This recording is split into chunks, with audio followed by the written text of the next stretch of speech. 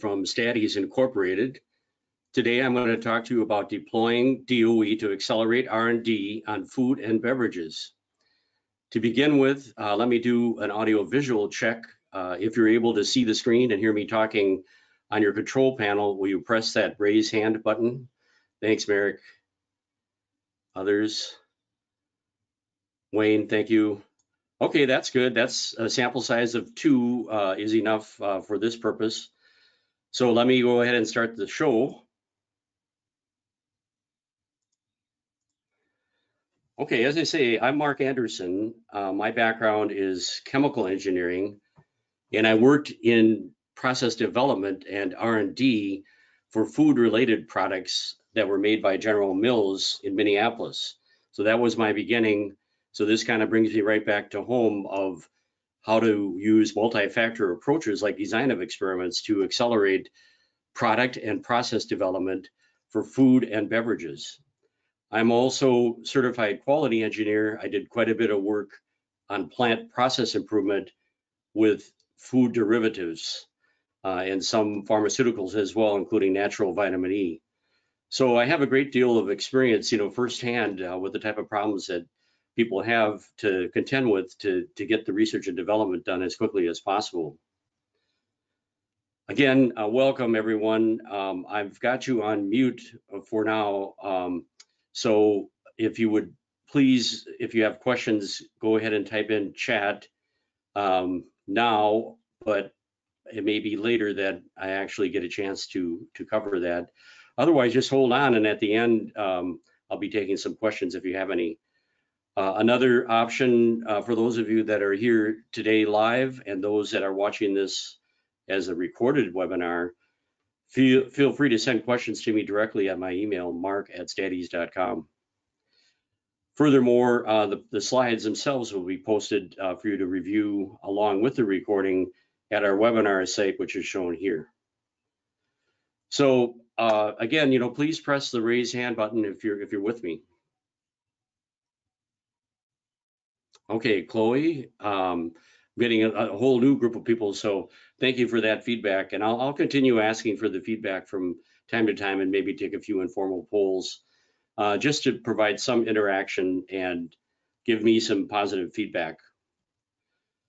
So my main message and kind of the general thing that I'm trying to convince people into is to use multi-factor approaches and not just one factor at a time or OFAD. So to do that, I'll give you a little pitch that probably is preaching to the choir, but something that you might be able to use for other people. And that'll be how we start today with our agenda. Then I'm going to get into specific food science type studies, and I'm breaking it down by the type of design, factorial designs, reducing pitting and pre-baked pies, response surface methods or RSM, an example on whey protein, and then mixture design for optimal formulation. And I've got a couple of examples, several lemonade, jelly beans, and fruit juice. So the nice thing about the food related type of problems is that any of us can do these experiments in our kitchen. And I would encourage you to try, different multi-factor, different multi-component design of experiments type things in your own home. I have a list then of some other food science successes, and then we'll wrap it up with my concluding statements. So this is my beginning point as a chemical engineer, and having worked on plant process improvement, for example, on natural vitamin E. I'll use that as an example. So my goal was to improve the yield of the natural vitamin E, which is worth quite a lot of money, almost literally its weight in gold, and also, of course, the purity. And so my goal was focused on natural vitamin E that was derived from soybean oil. The yield and the purity were my responses, and we labeled those Ys, Y sub 1, Y sub 2. Now, before I identify what my process is, I had to go into the plant and try to determine, where amongst all the different steps of purification did we lose the most yield in our process. And it turned out that it was in the crystallization. So the focus that you're going to have is going to be trying to determine what your objective is to start with, and you should be thinking about that. Then if there's multiple steps in a process, you'll have to focus in on just one unit operation, for example. And then once you achieve that focus on the process or unit operation, you would apply first principles, knowledge in terms of, in my case, mass transfer, heat transfer. It's not a chemical reaction, but oftentimes I was worried about chemical kinetics and things like that. So first principles are going to come in, very strongly at the beginning to consider, what might be happening inside this box. But of course, at some point, we're going to have to do some empirical studies. So we're going to turn our attention to controllable factors. And typically what I recommend there is some kind of a brainstorm to consider the material that you're working with, the methods that you're applying, the machinery. In this case, it was a large 2,000-gallon stainless steel crystallizer. And then the people that are operating. In my case, this was very critical. And then finally, you might consider environment. And you brainstorm, all these different possible variables that would affect the goal that you've got. And then you have to select, some number of controllable factors, and we'll label those X. In my case, it turned out that the agitation rate was very important for the formation of the crystals. There was a filtration of the crystal cake that turned out to be a really important aspect, etc. Obviously, temperature and things like that. So think about your own unit operation or process, or it could be a product, could be an actual food or an actual beverage, and you're changing the ingredients of that. So we'll say process or product inside this box. And then what are the responses that you're trying to measure and improve? What are some factors that you can study? And now you're ready to do a series of tests and deliberately change what comes into the process, and then identify significant changes that are, say, P less than 0.05 on your testing to the output responses. If you succeed with this approach, then you can create a model that predicts the response, which is shown with the Y with the hat over it as a function of X. And this model is the product of your multi-factor or multi-component design of experiments. So hopefully you all have something in mind here. What is your process? What is your product? What is it you're trying to accomplish with that in terms of improvement? What are factors or components if it's a blend for a food or a beverage? And then applying the first principles of know-how to it to try to get a sense of what's going on before you start doing the empirical studies. And one of the rules of thumb is that you should put no more than 25% of your overall budget in the first DOE. In other words, the first one that we do oftentimes, doesn't work as well as we would like because we're not able to get the process or product done at a consistent level. We're having trouble measuring responses. We don't really control the factors as well as we thought. You might pick the wrong factors. Maybe you don't have them far enough apart in terms of level to generate a change. There's many ways that these design experiments can go off. So therefore, I usually consider that first experiment to be kind of a learning experience. Okay, so let me just ask this, if all of you have something in your mind right now of how you might apply, a process like this for DOE, and go ahead and give me the hands up if you have something in mind that you think you could apply, this thinking to.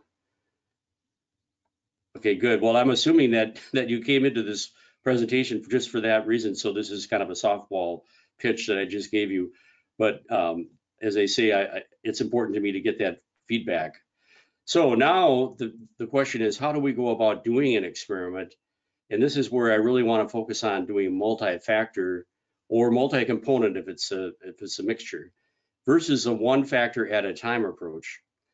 And this is just kind of a hypothetical example, but let's say that we're trying to improve the shelf life and we've put our product in some kind of accelerated environment, higher temperature, lower humidity, higher humidity, whatever it takes to generate quickly, a reduction in shelf life. So let's say that our goal of this shelf life test is to get a doubling of the life. This illustrates the type of problems that you can run into with the one factor at a time, because this so-called scientific method starts at some, starting point, and then only varies one factor at a time. And in this case, the food scientists are unsuccessful because as they change A from a low level to a high level, they don't get a doubling of the life. They get an increase, but it's not a doubling. Then they turn their attention to factor B and they see what that does. This again could be components in the mixture as well. And they get an improvement, but it's not a doubling of the life. And finally, C is going from front to back. And if there's an improvement, it's probably very marginal. So that doesn't work. Of course, if we change both A and B, as you can readily see, we get a huge breakthrough improvement that, tremendously increases the response and far exceeds the goal of 2 times the shelf life. So this is where the happy combination occurs, and this is known as an interaction. And more specifically, it's a two-factor interaction. And this is a reason I think, first and foremost, that you want to do a multi-factor experiment, not just changing one factor, but changing at least 2, preferably 3 or more factors, all simultaneously. And this can be done very easily with just 2 levels of each factor. And this structure can accommodate categoric factors. Like, for example, I've done popcorn experiments and I use the cheap popcorn versus the expensive popcorn. So different ingredients that you can substitute one for the other could be part of this whole design of experiments. Now, there's also another advantage to the multi-factor approach. It's more efficient. And I'm just going to go ahead and erase everything off of here for now. And let's consider that in this multi-factor experiment, what we've done is we've done 4 at the high level of every factor, such as A on the right side, and 4 at the other level of every factor, such as 4 at the left side of A minus. And of course, going from the top to the bottom is giving you the contrast of B, and the front to the back is giving you the contrast of C. And you even have interactions that you can estimate, namely the AB interaction, which is quite important here, but also AC and BC, and even the ABC interaction can be estimated. Unlikely to occur, but it's possible to estimate that, as well as, of course, the overall average. Now, going back to the OFAT experimenter, they recognize that the power of averaging, that's obvious. So they say, well, look, we can do 4 at our starting point condition. And then for each time we increase one of the factors, we'll do 4 of them. So they do 4 of the high A, 4 of the high B, and 4 of the high C. Well, if you count up those green dots, there's 16 green dots, and there's only 8 corners in the cube. So that for the equivalent power, we're able to do 1/2 of the number of runs by using this multi-factor parallel scheme instead of the serial processing of one factor at a time. Do you see the advantage there? Go ahead and give me some positive feedback on that. Okay, great. Chloe, thank you, and others. Okay, great.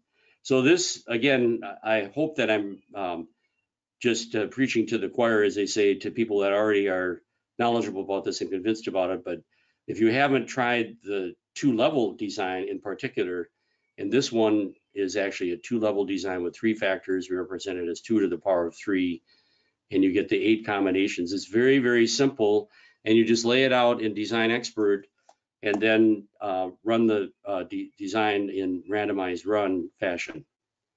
So let's take a look at some examples here in food science, and let's start with this factorial design approach.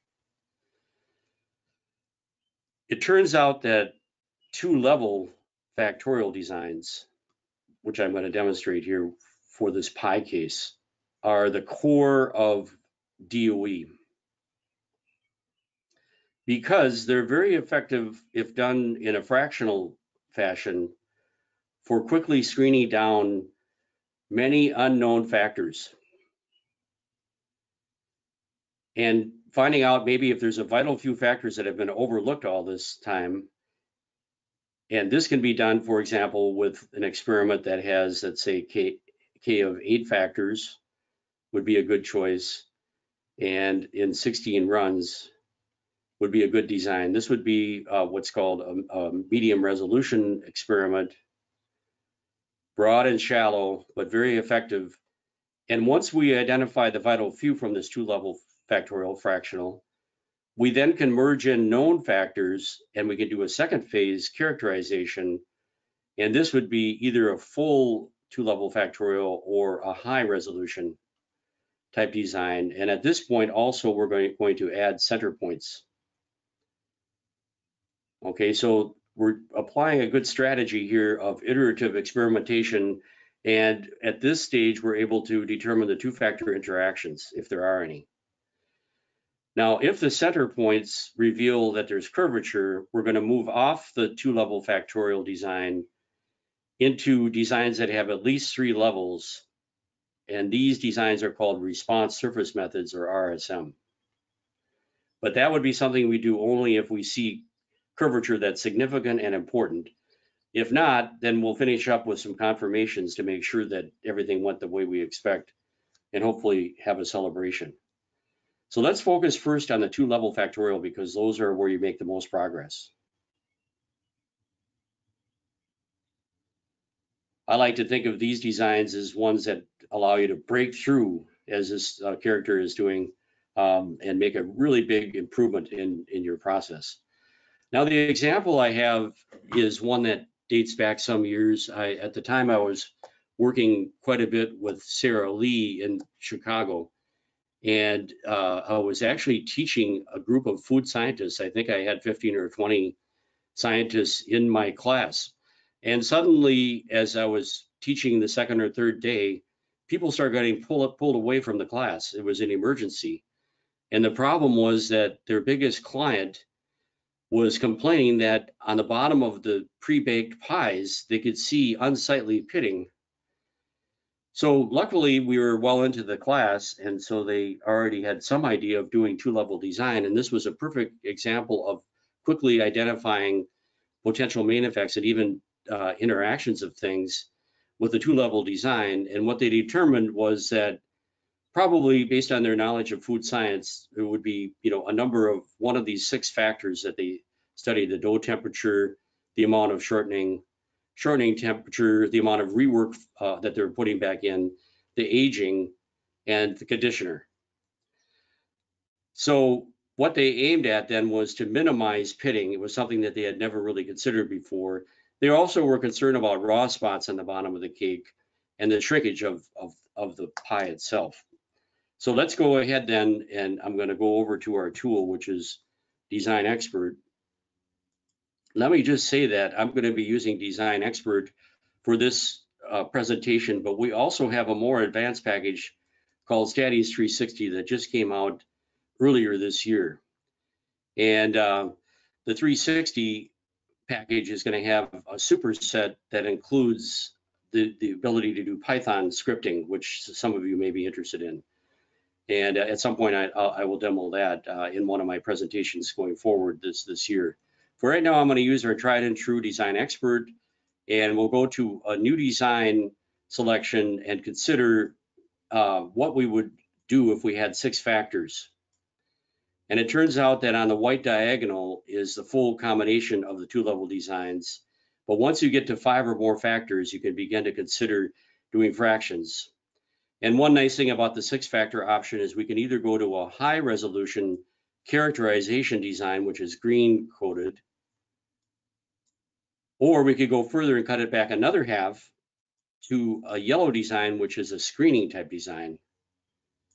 And then finally, red designs are ones that we would avoid unless we're just doing what's called a ruggedness test and just trying to be sure that nothing's going to upset our process. So I don't recommend the red designs for any kind of R&D, but more for the ruggedness at the final end that you might accomplish. So let's go ahead and open up this file, and then I'll rebuild it.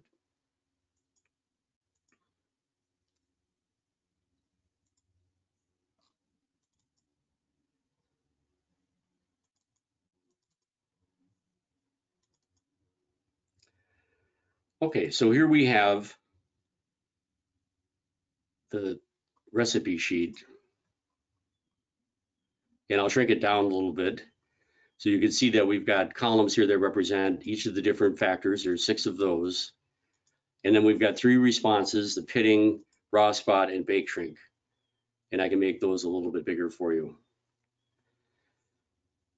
All right, so just to make sure I'm on the right track, do you see this recipe sheet and notice that the pattern of it is just random? Yes? Good, good. Okay. So how did we build this up and what sort of design is it? Well, let's look at the summary first.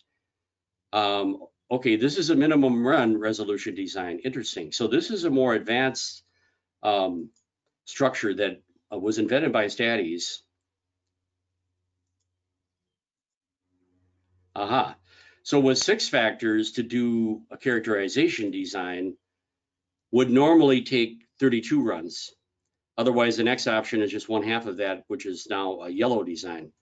So they thought 32 runs would be too much. So if we go to this minimum run characterize, we can get it down to only 22 runs. So that's a big win right away that we get, with the use of the Statis software and our dedication to design of experiments and innovation of developing these minimum run designs.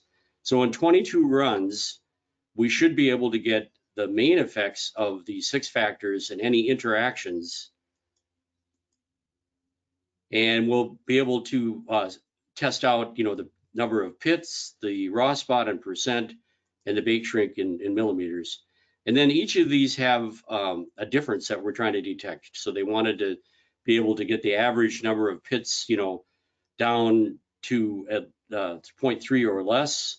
They were interested in differences of 5% or more for the raw spot and shrinkage of 0.5. And then based on historical records, they were able to enter in the variation that they normally see when they're producing these pre-baked pies. And this forms a signal to noise ratio.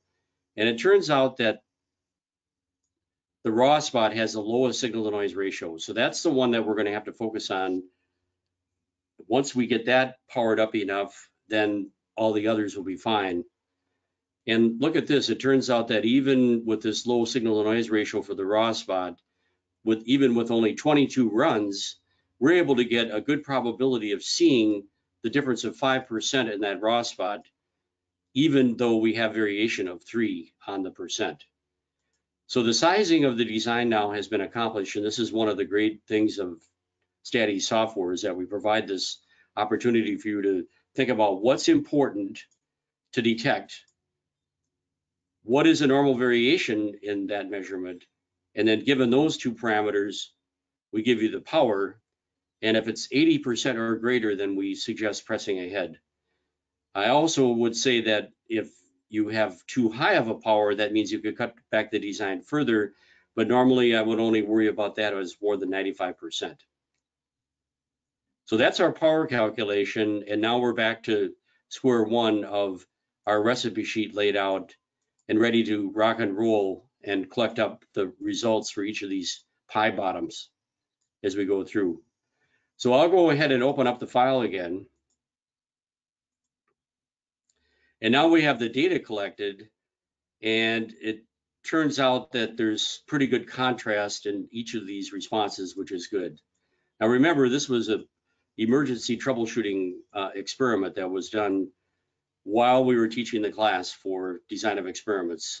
Back then it was called Experiment Design Made Easy, and now we have a class called Modern DOE for process optimization that would cover these tools. The first thing I would do beyond looking at the raw data would be just looking at the graph columns and looking at scatter plots, for example, on the pitting, which was their primary concern. And as we cut across here, we see different factors and how they affect things. This is just a main effect view of things for the raw spot. And on this color-coded grid, it's kind of nice because we've got these colors. When they're really dark, that means that there's a bigger correlation, like the raw spot depends a lot on the amount of shortening, and there's a negative correlation because of its red. Positive correlation, I'm sorry. And then the negative correlation here, the blue one, is bake shrink with the amount of shortening. So we begin to get some insights on the main effects of things. So then we would start going through the analysis of this, and because of the time constraints, it's going to be hard to really provide all the information that I would like to give, but let's start with the pitting and just focus on that, and then I'll quickly analyze the raw spot and the bake shrink. What we do is we provide a special case way of selecting effects that's graphical in nature. Now, that first warning that came up had to do with the fact that this is a minimum run resolution 5 design or characterization, which is a little bit different than the standard designs. Now, what we're going to do is on this graph, which has got the effect on the bottom and the biggest effects off to the right, is we'll pick the biggest effect and then work our way down. And when the line jumps and there's a gap, then we've gone far enough. And then we can detect with Pareto plot if they exceed the t-value limit at p of 0.05 and even a more conservative pairwise.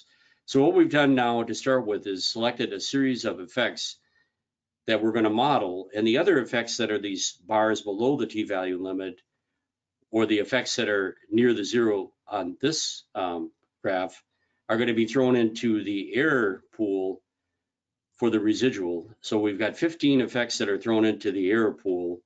We've got 6 effects that we've chosen, and now you can see the p-values of these are very good.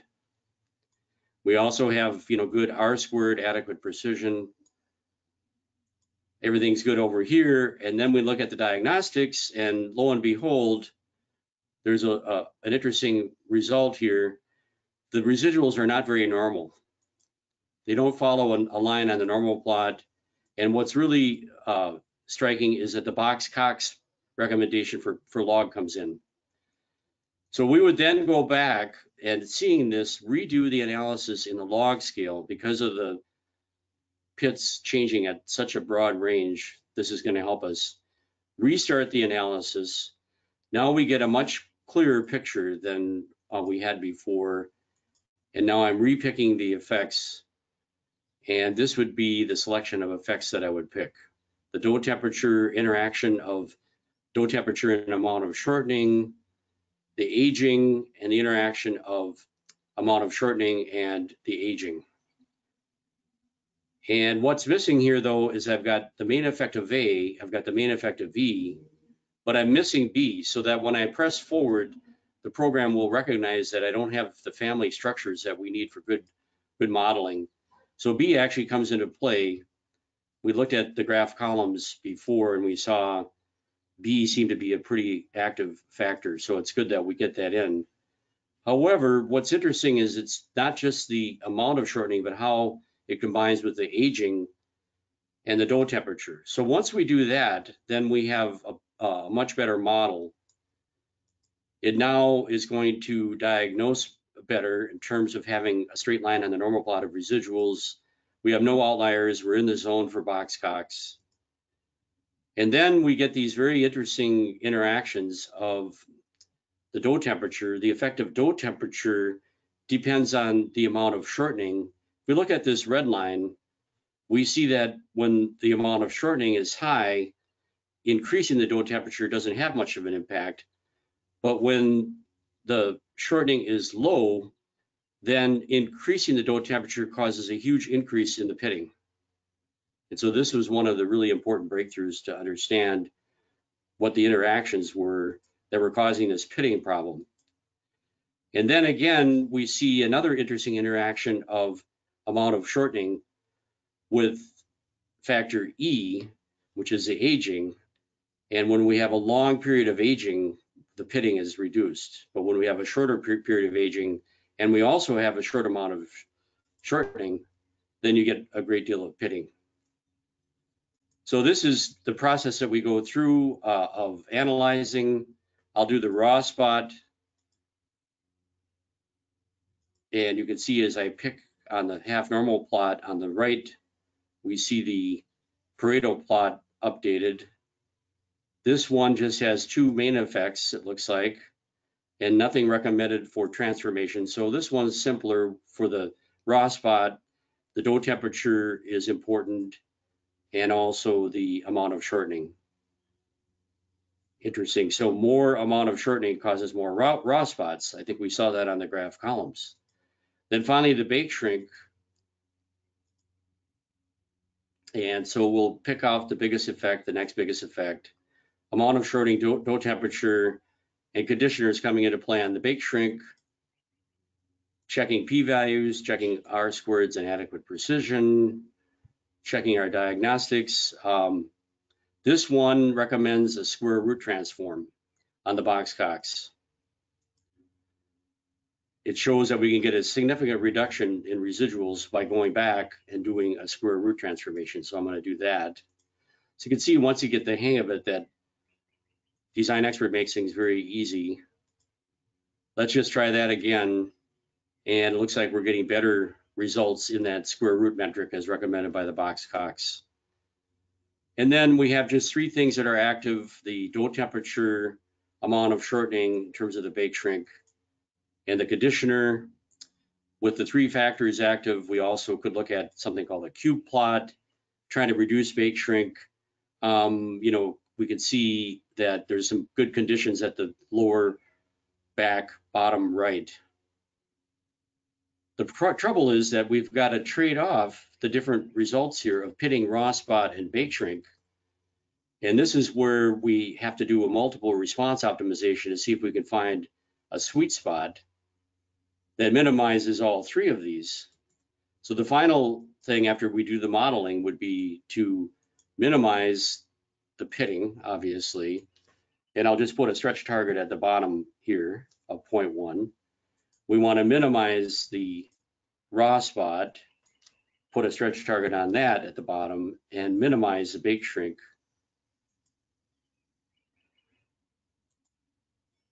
And that was in the square root metric. I can put 0 on that. And then the program will do a search and find the most desirable combination. And so here it says that if you run the low dough temperature with a small amount of shortening temperature is not affecting things within the range that they studied. So we'll just leave that at the middle. Same for the rework. Maybe they could increase the amount of rework and save money. That would be somewhat risky, but maybe would be a good decision. And then the aging at the high level and conditioner at the high level. And the end result is that we get minimal pitting, decent raw spot, and decent bake shrink. And that basically is the answer to all the problems. And so what we have is actually a nice combination that solved the problem for our client, Sarah Lee. So that's our first example. If you like what you saw there, give me some feedback with the raise hand. And if you like, afterwards, go back to the recording because I'm covering a lot of ground here, and just look through the recording, press pause, get back to me, with some questions about this because I'm trying to cover a fair amount of ground here. So let's go ahead then and look at response surface methods, which comes in down here when you see curvature in the system and the two-level designs aren't adequate. Even doing the two-factor interactions is not enough to generate the proper surface that approximates what's really going on. So with these response surface methods, we're going to go into designs that have at least 3 levels. And one of the standard designs that's used is something called a central composite. This particular experiment was done at the University of Minnesota many years ago, and they were trying to improve the undenatured protein, trying to maximize that. They also wanted to minimize viscosity. So they had 2 main things they were aiming for. And you can see the 5 factors that are here. And then because some of these factors go from 0 to 0.2, we've got a special approach with the central composite design to inscribe the design to within the shape. And basically what we're going to run is called a central composite design. And the difference of that from the factorial is the factorial would be just 2 levels. We add center points, but then we do further points outside of the square that are giving more levels and more leverage. So we form this structure that looks like this. Now, because of the 0 to 0.05, we're going to have to make the start points at these levels and then inscribe the square within that. And that's easily done with Design Expert, as I'll show you. So I'm going to go ahead and open up this second file called Way. And first of all, I'll rebuild this and just show you. So what we do is we go enter factor ranges in terms of alphas, the distance that we see from the center to the left side is minus alpha, and the distance from the center, which is at 0, to the right side is plus alpha. So alpha is just a shorthand to talk about the star points. So you can see that we've set the ranges so that these ones that have 0 at the bottom don't go below 0 when they propagate back into the factorial range. If we had gone the other direction with this and entered in terms of plus or minus 1, then when you type in the level 0 at the minus 1 level, it goes off to the left below 0, which doesn't make any sense. So that's the reason we did that. So again, to just show you how this is built, we're going to the response surface side of Design Expert. We're choosing central composite. We're entering in terms of the alphas, and then we're using a 1/2 fraction of the core to reduce the number of runs. We're doing it in one block, and then we're using an option for the distance that the alpha is set at that gives you a rotatable design. That means you can estimate equally well, equally distant from the center. And this is, a desirable statistical property. So this is a standard central composite.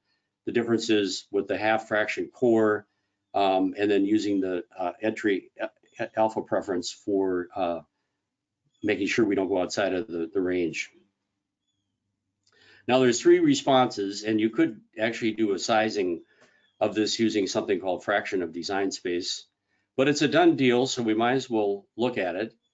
So I'm going to go ahead and reopen this file. And now, because we've got a more sophisticated design, we're able to fit a more sophisticated model that's called a polynomial model. And these have been modified by doing algorithmic reduction to eliminate insignificant terms. So for example, if we were to look at the undenatured protein, the central composite can fit all of these terms that I'm showing here in the quadratic, but using the tool of model reduction, we can eliminate step by step any terms that have high p-values, let's say above 0.1, and the program will reduce the model to just the terms that are significant subject to model hierarchy. We see, for example, that the effect of C is included even though the p-value is high, but that's because C squared is a term that's very significant, so it needs to be supported. In the end, we're able to get really good models of all 3. I can look at the total results here under coefficients table, and we can see the different models for undenatured protein, soluble protein, viscosity, and these are reduced. The terms that are highly significant at p less than 0.05 are in these dark bold colors, shaded dark bold. And so this gives us a control panel view of all 3 responses. And then what we do is we maximize undenatured protein, maximize soluble protein, and minimize the viscosity. And the program, now that we've got the models for all 3, gives us a final solution, tells us that we should run low heat, mid pH, et cetera, to try to accomplish our mission. So that's an example of response surface methods. These are going to generate, really cool looking contour graphs and 3D views. So just going back over the 3 of them, here's the undenatured protein view of the response surface. Here's the soluble protein view. And then the viscosity, has been fit. And let's see what that looks like.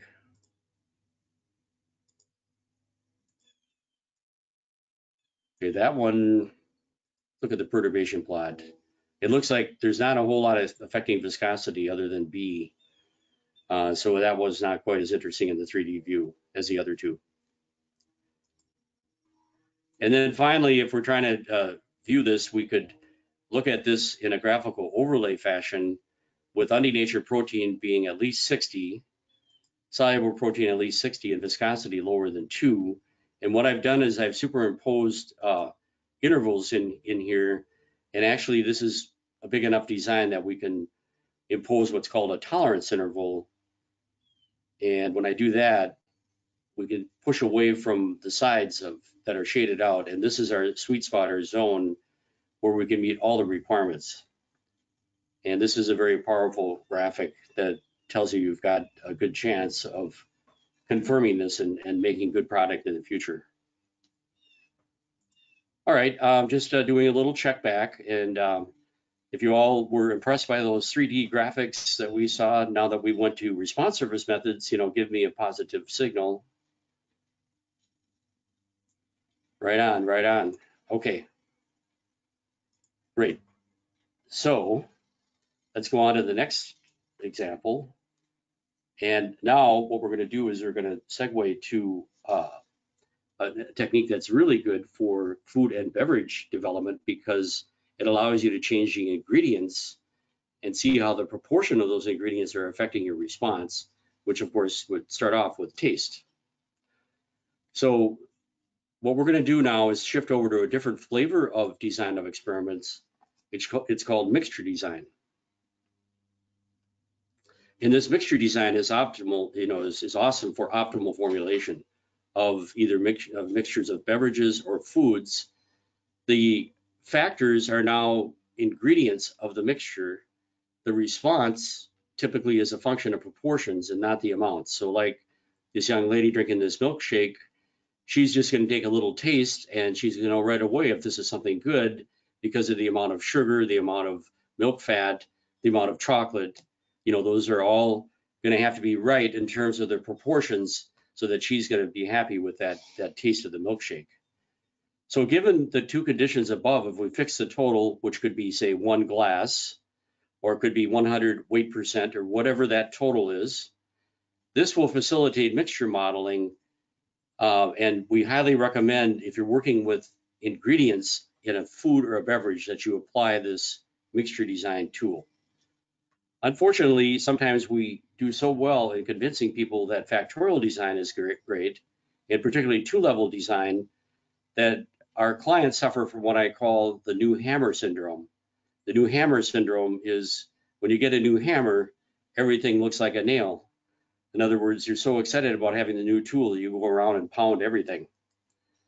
So a common mistake that we see from our clients is that they use the two-level design or response service methods when they really should be using mixture design. And this is an example. Let's say that we finally get some hot weather here in Minneapolis, which still is not here yet. And we decide that we're going to make some money by setting up a lemonade stand. And before we do, we want to do some experimentation on the relative proportion of lemons to sugar water. So knowing only about factorial design, we set up an experiment with 2 levels and 2 factors, and we form these 4 combinations. And what we have is, factor A, which is the amount of lemons going from a low level to a high level, which we represent as minus and plus. And factor B is glasses of water going from low to high, which we represent as minus and plus. And normally I would quiz the audience on this and see if they see what's wrong with this picture. But because of the time, I'm going to give you the answer straight away. But even by now, you're probably noticing that we have a combination that has the high level of A and the high level of B with 2 lemons and 2 glasses of water mixed together. But we also have one that has 1 lemon and 1 glass of water. And of course, once we do the 1-to-1 or 2-to-2 proportions, they have the same taste. So this is not a good experiment. I mean, you could try to be really fancy with this and create a central composite design, but you'd be wasting a lot of effort, because really we want to condense down these 2 variables into just 1 ratio of the lemons to water. And we can do that through what's called a mixture design. And our mixture design would be comprised of doing pure lemon juice, which is coded as a value of 1, doing pure sugar water at this end. So there's another experiment here, doing a 50-50 blend of the 2, for example, And then we could do, 3/4 of lemon juice and 1/4 of sugar water. And another option would be 1/4 of lemon juice and 3/4 of water, sugar water. Now, what we have up above here is called a response surface. And if there was just linear blending, it would go like this. It would have this straight line. Now let's consider a hedonic index. And let's say that we're measuring taste on a scale of 9 as being super tasty, heavenly ambrosia, and 1 is horrible, spit it out, Mr. Yuck, and 5 is just like, neither here nor there. Well, if we have 100% of lemons, it's probably going to be maybe a rating of 3 or something like that. It's going to be too sour. On the other hand, 100% of sugar water is going to be pretty tasty, maybe on a scale of 1 to 9, I give that a 7. But what's interesting is that it's not linear blending, but you see this increase in the middle, and that's a delightful combination of lemon and sugar water. And the maximum might be somewhere up here where you've got 3/4 glass of sugar water and you filled out the rest of the glass with lemon. And this might be a value of 8. And you can model this very easily. You can predict the response Y using a special type of model called a Chaffee polynomial. And we could model this, and it would actually be 3 times x1, which is the lemons, because of the value of 3 for the 100%.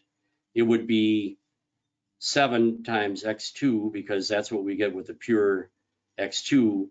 And then we have a nonlinear blending component, which is a plus. And I'm going to guess that it's probably about 8. It would be 1/4 of this deflection here, which is about 2 units. And this would be the x1, x2 term. And actually, believe it or not, if I got the coefficients figured out correctly on this nonlinear blending term, that would then generate this curve. And Design Expert can be used to collect the data that you've produced from doing these different combinations, do the fitting to the special model, and it would generate this equation. And from that, you could then predict what's going to happen, within the space. So it's really pretty easy. So what I did years ago, just for fun, when we first started doing mixture design, is I got our staff together and I said, look, I want you to tell me how much you like apple jelly beans. And if you bite down on 1 apple jelly bean, give me a rating scale on that. Now bite down on 1 cinnamon, which is down here at this corner, and tell me how you like that. Then bite down on 1 lemon, which is over here in this corner. And this diagram is known as a ternary diagram. Some people have heard of it as a phase diagram. And let me just ask, how many people have seen these triangle diagrams before? If you've seen this before, press the raise hand. Okay, a number of people have seen it. And let's just see, if you kept the water consistent but varied the lemon and sugar, would that be a factorial design? Yes, I mean, you can do factorial design. Chloe was asking on that prior example, but I really like to avoid the use of factorial design because of this combination. But maybe you might be onto something, but you have to be well aware of the fact that proportions, like in this case, the proportion of apple to cinnamon, proportion of apple to lemon, proportion of cinnamon to lemon are going to be important on the taste of this. And to determine that, we've got what are called binary blends. And the way this triangle works is on this left side here is a blend of A and B. On the right side over here is a blend of A and C, 50-50. On the bottom is a blend of B and C, 50-50. Then in the middle is the hardest one of all, is a 1/3, 1/3, 1/3. And actually what I had them do then is just take, one of each of these beans and throw them into their mouth and crunch down and tell me what they thought.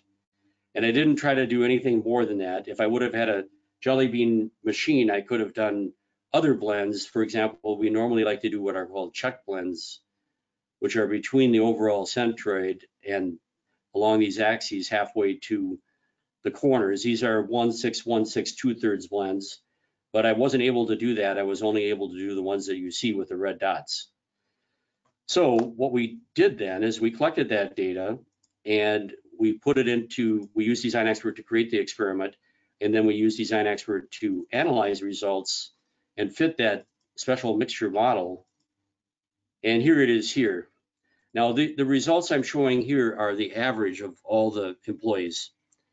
And so then if we take a look at the fitting of this, we're going to see this specialized model that's called a Chaffee polynomial. We've got the main component effects, which are locked down, and then the synergistic blending effects A, B, A, C, and BC are what we want to focus on. And lo and behold, it turns out that there's a lot of nonlinear behavior with this. Let's look at the diagnostics and then finally the model graph. And what we see is that over here, with a little bit of cinnamon added to mostly apple, we get really good results. And over here on the lemon side, things are bad, and we can see this on the 3D view. You can see the nonlinear behavior of the tasting for the jelly beans. So then it's only a matter of saying, well, how can we optimize the taste? We can maximize that, put a stretch target in, and it says, actually it's more cinnamon, 69% cinnamon or 70% cinnamon, 30% apple is what they liked.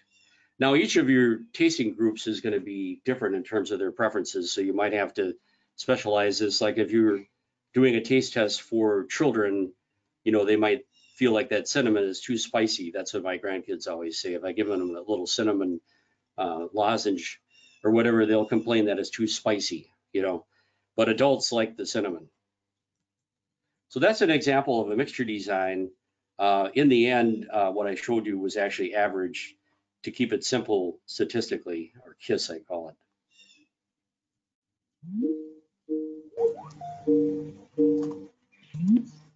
So let's look at one more example, and this one is actually one that uses a special tool that is available with Design Expert, and other packages that are high-powered have this as well. It's called an optimal custom design.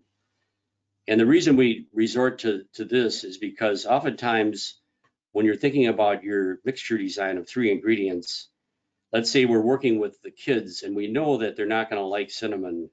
It's going to be too spicy, okay? And we know that they're probably going to like apple and lemon, but not 100% cinnamon.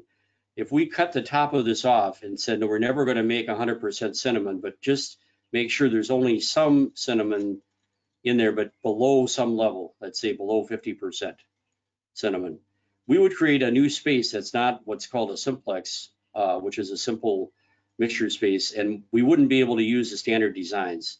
So to do this, we would have to use computer optimal design. And these computer designs for the mixture and responsiveness methods are done using something called a D-optimal criteria. Just a quick question. How many have you heard of a D-optimal or some kind of optimality for constrained regions like this? Anybody? Anybody raise their hand? Yeah, some have seen this before, the more advanced Wayne and some others, yeah. Okay, so this example comes from John Cornell, who wrote the Bible for this type of technique. It's called Experiments with Mixtures. And he was working in the food industry, and so he was making this fruit juice from watermelon, orange, pineapple, and grapefruit. But similar to what I showed you here with this triangle with the top cut off, they wanted to restrict watermelon to 80%. I mean, it's very cheap, but it's not very strong. And so they knew that the consumers would reject juices that went too far with this ingredient.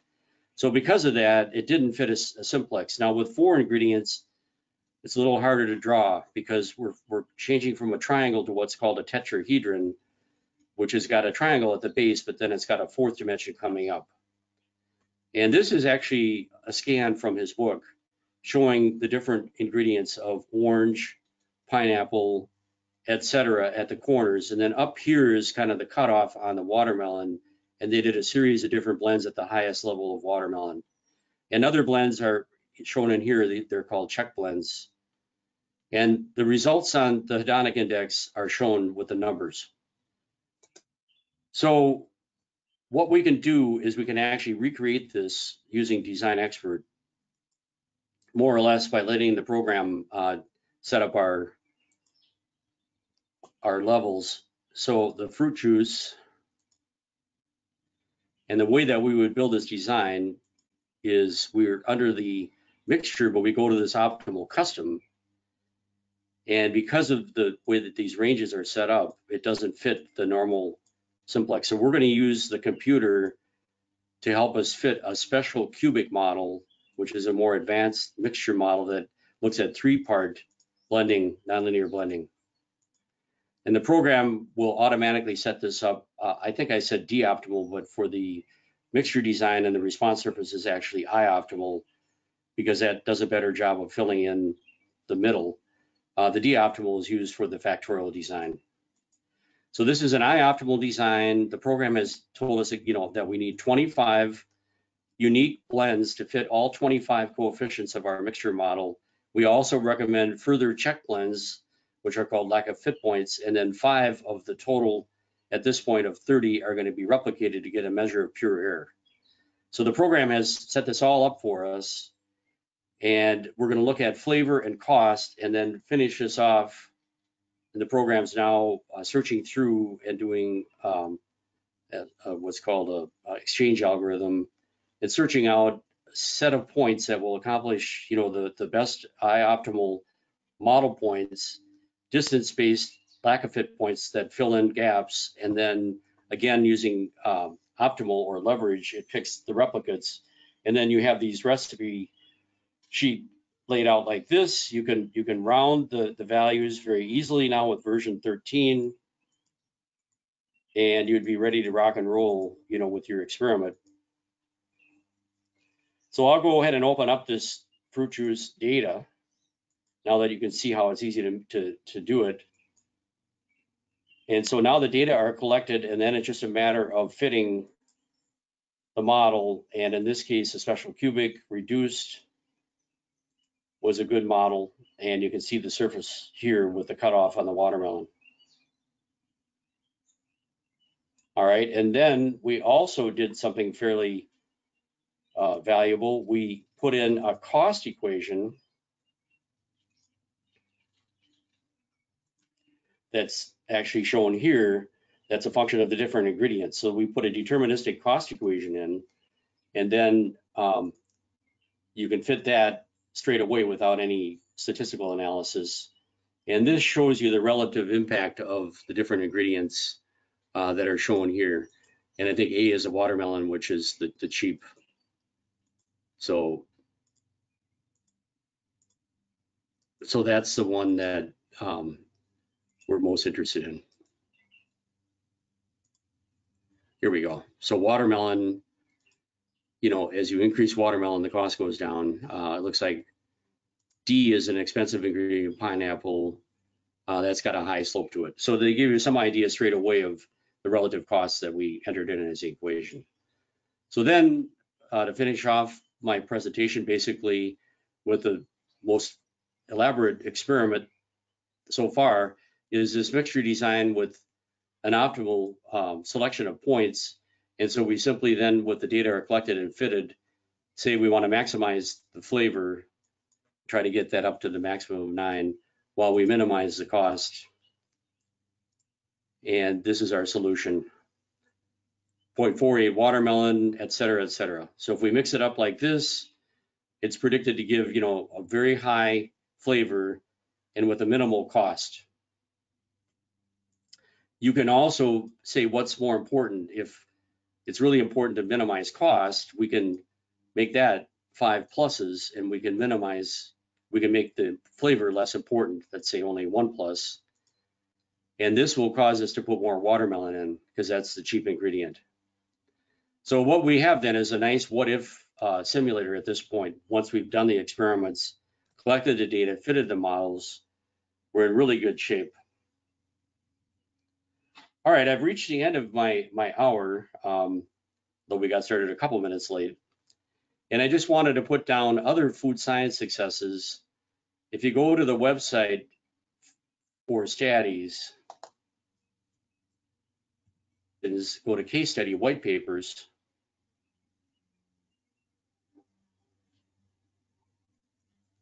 And then under industry, if you dial up food, then you'll see a series of different case studies. For example, this one on mixture design to optimize olive oil, a case study will give you a good primer on applying mixture design.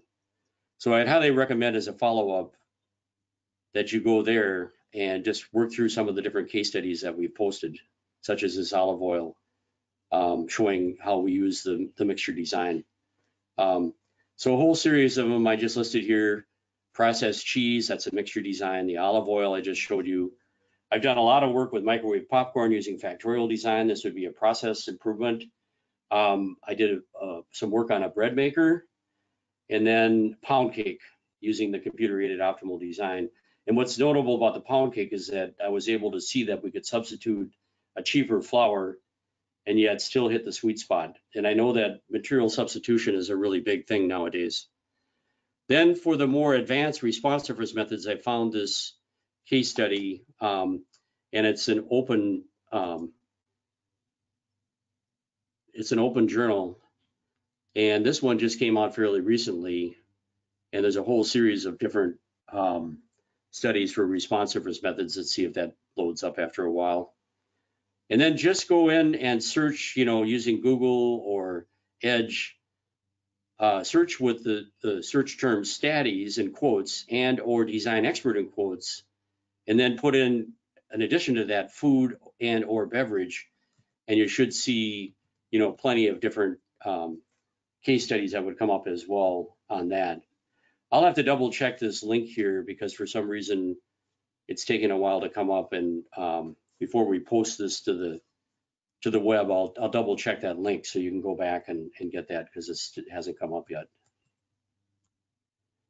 All right, so in conclusion, hopefully you'll see your way clear to making use of multi-factor and or multi-component type approaches and not just one factor or one component at a time. And if I do say so myself, because I'm the prime author, if you're looking for a reference that's really fun and simple, then I would go with the simplified series, starting with the 2-level type of designs that are covered in DOE simplified. And then if you're working on process optimization, go for the RSM simplified. And then if you're working on the recipes of your foods and beverages, go for this mixture design book called Formulation Simplified. Also, then, if you really want to get sharp on DOE, consider attending one of our classes if you haven't already. The modern DOE for process optimization is going to cover the factorial plus the RSM for process. Obviously, the mixture design, for optimal formulations is going to be used if you're combining different ingredients into a new beverage or food. And then we do have a specialized class for food science for private only. If you're interested in that, contact our workshop team. All right, that concludes my presentation. I'm going to take a look and see if I have some chats. Chloe had asked a couple interesting questions. Wolfgang, very interesting and helpful. Thank you for that comment. And then if you have further questions, go ahead and raise your hand at this point or type in a chat. Kenneth, let's see if you've got a question. I'm going to ask you, if you do, to go ahead and jump in on your microphone. Right now you're self-muted. Full audio control. So if anybody has a question, go ahead and come in on microphone. Wolfgang, thank you for your comment. All right. So look, because we've gone a little bit overtime on a presentation, I think I'll wrap it up. But go ahead and send me your comments and questions. I'd love to hear from you. And send those into mark@staties.com. So I want to thank everybody for attending. And as you leave, just give me a wave goodbye. And hopefully I'll catch up with you in the future. Take care now. Bye-bye.